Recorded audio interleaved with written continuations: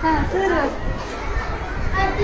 महाशय, पूज्य गुरुजन वर्ग आणि माझ्या बाळांनो, आज नाणी विद्यापीठाचे संस्थापक अध्यक्ष कैलासवासी तथा काकाजी यांची पुण्यतिथी आहे. काकाजींचा जन्म 31 जुलै 1900 रोजी सांगली जिल्ह्यातील शिगाव या गावी झाला. काकाजींचे पूर्ण नाव विश्वनाथ तुकाराम पाटील असे होते. काकाजींचे शिक्षण LLB पर्यंत झाले होते. काकाजी कोल्हापुरातील प्रसिद्ध वकील होते. त्या काळात सुटाबुटात डोक्यावर हॅट